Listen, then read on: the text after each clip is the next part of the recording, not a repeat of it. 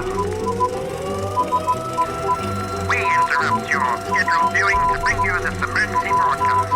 Coming to you from the Paranormal Project studio.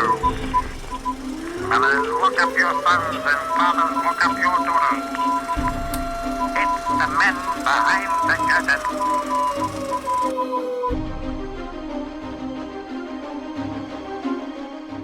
Hello, I'm Callus the Unforgettable, the first Chancellor of the Klingon Empire.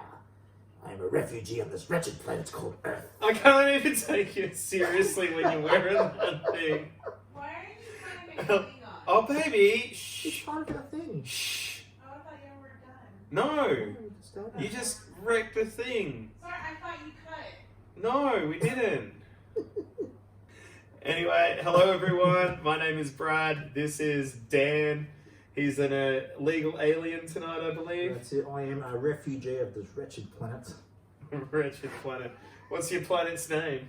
Kronos. Corona. How did we get to this I point? don't know. But I think it's going to be an exciting episode tonight. Oh, I think so.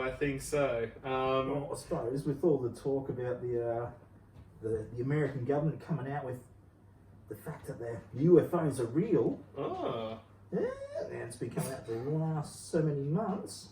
yeah. I reckon we should get into the episode. What's the episode called, Brian? The episode tonight is Fire in the Sky. It's an old movie back from the early 90s. This one was like one of the... This has a bit of personal relevance to me. Like, this movie I watched when I was probably about 10 or 11. Did you shit yourself? I was terrified of this movie.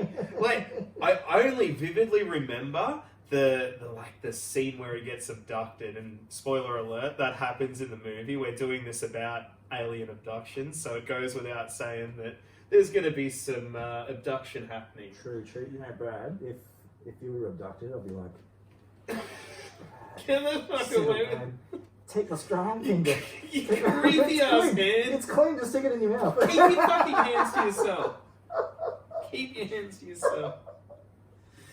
But yeah, we're doing Fire in the Sky tonight. And it's based on a true story, an actual true story. This too, is the first episode that we're doing where it's actually based on a true story. Like everything else that we've done, and I guess everything that we're doing for season 1 at least, is not exactly based on a true story. No. But this one here, this is like where a lot of the hype of the movie come from. So that it's facts, that there's a lot of evidence and credibility to it. Like they took lie detector tests, everyone that was involved. And ever since, there's been documentaries about it, as Yeah. well, and everything like that. And I believe it's one of very few accounts where it's been verified by witnesses and everything as well. Yeah. I'm trying to be serious here, man. I know you are. And you're doing a very good job of it. But it's based on a true story back from 1975 is when the experience actually happened. Where did it happen? It happened in the Sitgreaves National Forest just outside of Headers in Arizona. Oh, there we go. To a bloke named Travis Walden. Oh, old So- Travis Walden, Yeah. yeah.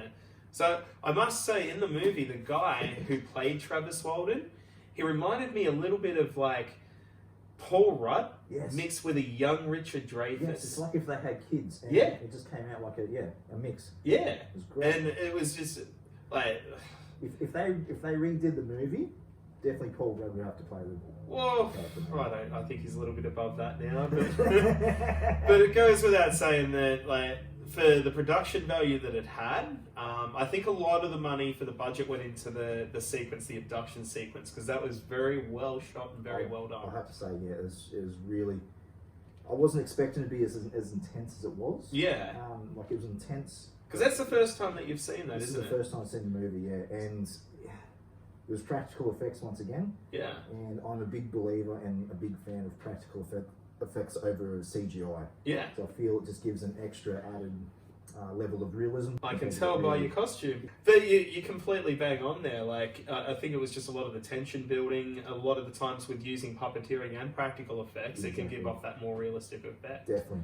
And it's something that's not used near as much. I mean, at the time that was made, it was at a point where the technology wasn't where it was. Exactly. So they had to rely on it. But I think that made it look more authentic. Definitely. So, like, so far in the series, we've had Paranormal Activity, which has had majority of Well, pretty much no CGI, No CGI. budget except when it got a reshoot. exactly plus Blair Witch Project. Blair Witch Project had Yeah. practical effects as well. Exorcist. Exorcist. So every episode in the series so far has relied heavily on practical effects, and it's worked in their favour Yeah. completely. Well, very much. Even the music, the score, like Yeah. there was a lot of that time that the music is like pumping up and everything like that, and it just built to the tension of it. So Definitely. I guess to break down the basic story of the movie is Travis Walden was an alien abductee back in 1975. He went out one night after they were logging out for the day. They were basically loggers by trade. They went out to the night and saw all of these lights in the sky. And at first they thought it was a forest fire. Turns out there's a big honking UFO that was... Motherfucking alien vessel, motherfuckers. Yeah. Representing. Represent. So Travis, being the smart guy in the horror movie, jumps out of the truck and goes and investigates, and sure enough, gets himself into some shit. But then his mates bail on him, they drive down, and he goes missing for a few days. And they go out looking for him, they don't really find him. After 5 days, he just rocks back up after a big old bender with some alien mates. Yeah, exactly. It sounds like he's been on a massive bender. Oh, he was. Oh, and then some. But anyway, tonight we're going to go through a few topics. We're going to go through the 3 topics we want to tackle tonight are what are the signs of a UFO or an alien? And topic 2 is what happens to abductees. What you do to him, mate. Oh, wouldn't you like to know? I don't know much about alien anatomy, but human anatomy. Ooh. Oh, God.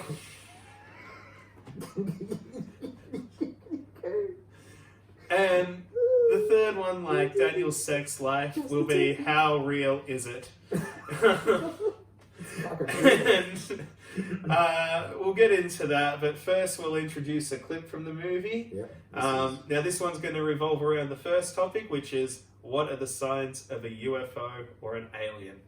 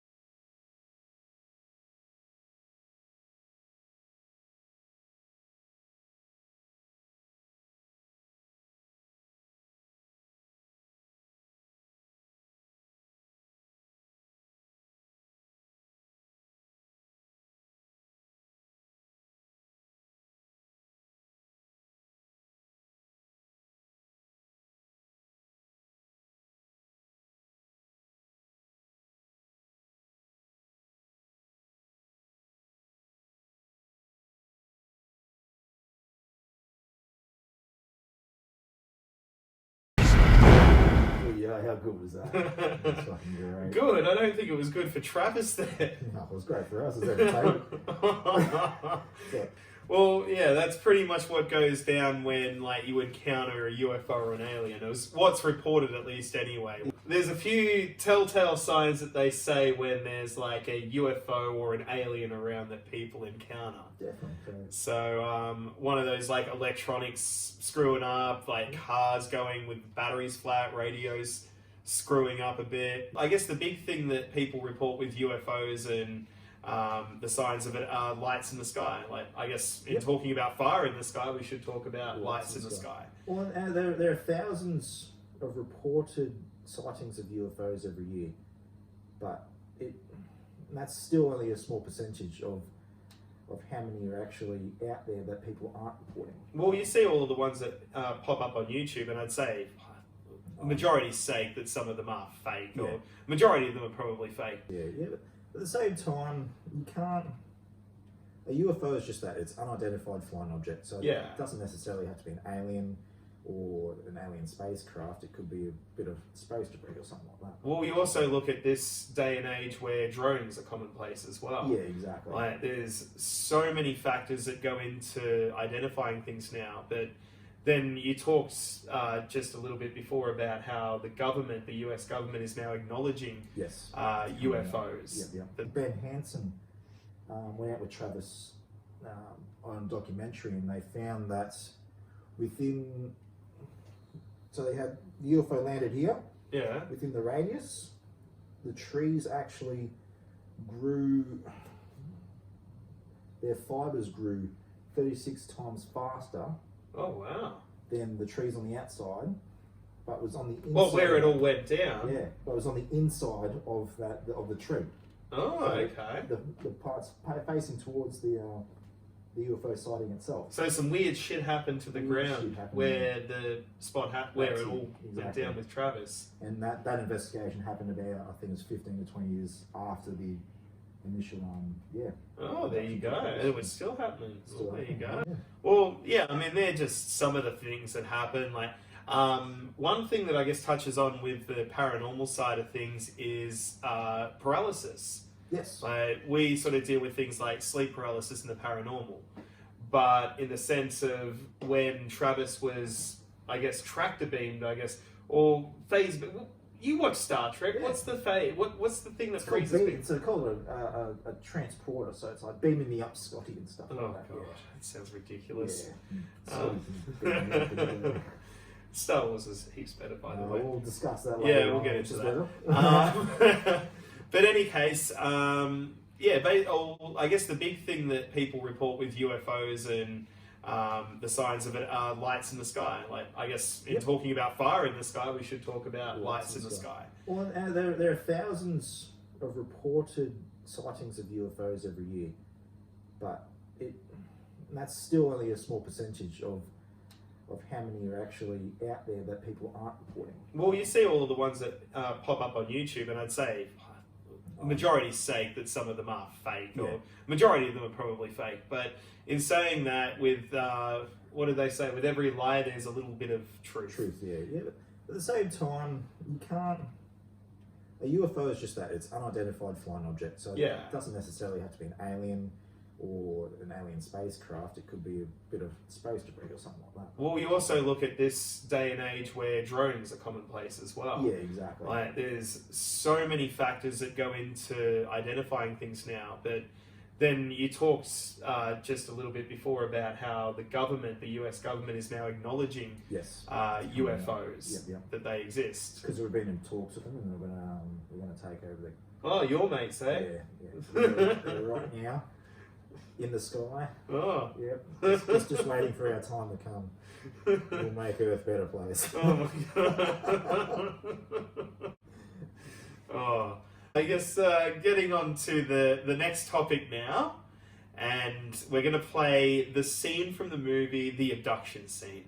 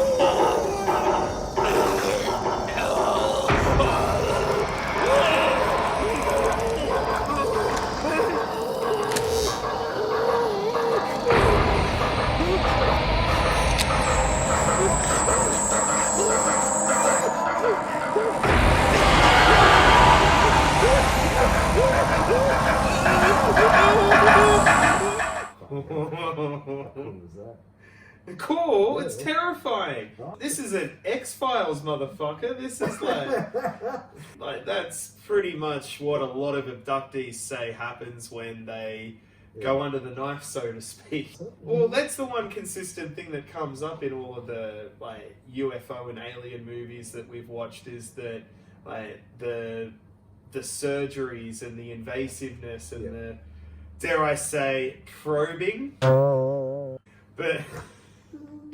But there's Let's get back onto the serious let's topics. get back on this. Let's probe the serious topics now. Yes. Instead of Well, yeah, they talk about the surgeries and the scarring and yes. like the implants. The implants as well. They're like being tagged like cattle. Yeah, I think a few abductees have been, abducted multiple times as well. Yeah, So they like always know where to find them. exactly.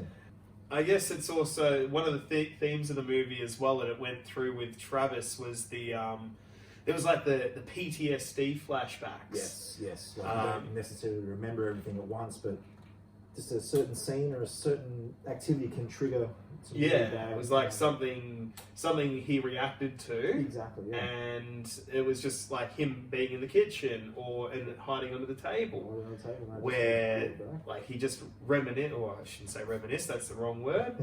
Um, But it just brought back that flashback of him being on the alien craft and getting all roughed up. Yeah. But then he had time blanks because of that. So that's one thing that's also reported by a lot of people is that the loss of time and not knowing what happened in that time frame. And that's very common, like for people who are exposed to UFOs or aliens or anything like that. So That's it. And I suppose it comes down to the scarring as well, both physical and mental as well. yeah, very much so. Yeah, the scarring from supposed implants and all that sort of stuff.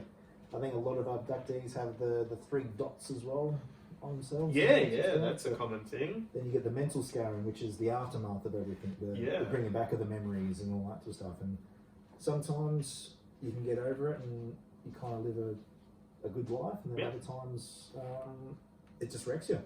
You got a lifelong, dependency on whatever substances it is. Yeah, well, Whereas that's Travis, I think he actually he became an advocate, I suppose, and he actually still lived a good life. And I've got one thing I say about Travis: his story never changed. no. It's one of the few stories that's Very consistent. And I mean, that was the thing with the public uproar about this as well. Like, they showed it a bit in the movie where the town, essentially, at first they thought that all of Travis's friends had killed him. And that was the story that sort of went around the town, and it sort of didn't help their reputations very It's like much. reading Facebook, really. Yeah. When you think about it. That's it. It's just it's the lynch mob. Well, that was exactly right. And they just jumped on board with that because they didn't want to believe that it was a flying saucer. Exactly. That was the whole, I guess, the whole premise of the movie as well, in the sense that the public perception of what they thought was the truth to what Travis and his friends thought was the truth. Yeah. Now, what would you do in this situation? Well, you know what? We discussed this when we were watching the movie, and it was at the scene when Travis was getting abducted, the first clip we showed. Yeah. And I asked you, I said, would you get out of the truck? The first thing you said to me was, fuck no. Yeah, fuck no. Yeah. Well, but you understand, like, there's probably a few people out there that would be fucking loving it. But then most of us would be shitting bricks and shit. Well, yeah, I mean, I'd be there's... shitting bricks. Yeah. And fuck. No fucking way, I'm letting an alien fucking finger me asshole. What about a co-host or a friend?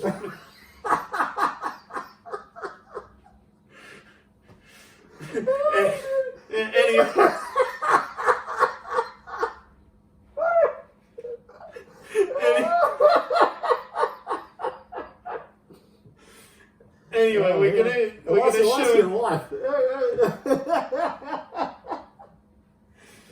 Alright, we're going to go to the last clip of the movie. Now, this one's not going to be as climactic as the other one, but this is the whole, I guess, consensus of what we were just talking about.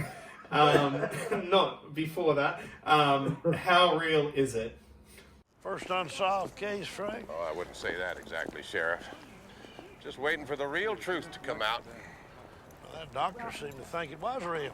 She's forgetting the fact that Travis had 5 days to dream up and rehearse this cockamamie story of his. What are you getting at, Frank? It just seems to me that this whole thing is a very well planned and executed hoax. Hoax? For God's sake, why would they want to do that? Get some attention. Could be as simple as that. Oh, I don't know, Frank. I mean, Well, one of these days, they're going to slip up.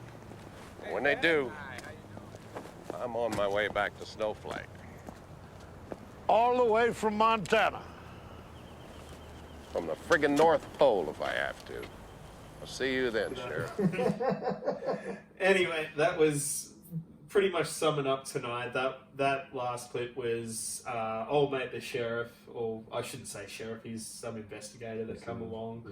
Yeah. And he pretty much was priding himself on the fact that he'd never had an unsolved case. And the Trevor Spalding case is his first unsolved case. So I guess it's the whole consensus of the whole credibility of it all is that there's a lot of people who believe it. Yeah. And there's a lot of people who still doubt it, but there's no denying that there's a lot that speaks volumes for them going on and doing the lie detector test and all that kind of stuff. At the same time, healthy skepticism is all part of the paranormal. Oh, of process course, as well. 100%. Like you don't believe everything you hear, Yeah. and sometimes you don't necessarily believe everything that you see. Exactly. But there's a lot of scientific facts, and that's the one thing as paranormal investigators that we have to ride the line on, in the sense that we do have to look at the scientific side of it as well as the spiritual side. I'm going to be absolutely honest with you. Oh, yeah. I don't know how aliens wear human skin suits. Well, that's an invasion of the body snatchers aliens, I think. So Okay. I think it depends on the aliens. Like, if you're going for the alien that you are, you're like comfortable. You should be comfortable in your own skin. I'm sweating my balls. I I don't know how they do it. guess that kind of wraps up our Fire in the Sky episode. Yeah. So how many ghouls out of all? Well, we how- won't do ghouls tonight. Yeah. Let's just let's do UFOs. UFOs instead. Yeah. In the we got the green lights tonight, so Yeah. why not? Let's We do set it. the mood. Yeah. Sounds good. So I guess for you, well, I'll start off with me. I guess seeing it as a kid, Yep. it terrified me. It absolutely terrified me. But seeing it as an adult, and I guess you said the same thing about Blair Witch when Yeah. we watched that. Yeah. It's like, I've been desensitized to a degree about it, but it still brought back some of those feelings that I watched when I was a kid. Yeah. And I'll say that it holds up quite well. The story in itself is pretty believable. This is the first movie we've done based on a true story. Yeah. I'm going to give it a 7, A 7. Yeah. but I know that you're probably Well- going to give it a higher one than me. Yeah. Well, You're an alien for one, so you better. having the first time we've seen the movie and then watching the documentary and doing a bit of research online, the movie is definitely the closest thing I've seen to being based on a real story. Yeah. So in that sense, I'd have to give it an 8 out of 10. 8. Yeah. Yeah. 8 out of woo out of UFOs. So, We'll get a little graphic up there. But yeah, so I think the consensus is the Men Behind the Curtain. We'll give it a 7.5 with our combined rating. can the graphic be like Space Invaders? I'll go pew pew pew pew No. pew pew. No. We don't have a budget for that. Oh, damn it. We don't have a budget for a proper alien costume. No, we don't. Anyway, I guess we'll wrap everything up tonight, and make sure to give us a. I hate doing the like and subscribe stuff, and after tonight's episode, I don't think anyone would want to subscribe to this bullshit. Yeah, But that's if it. you do, be Like what generous. you see. Yeah, make our egos feel a little bit better because we're crushed as it is. Yeah. The truth is out there. Trust no one. Um, All that other shit. to go where no alien man has gone before. And you say you watch Star Trek. No, it's so much better than Star Wars.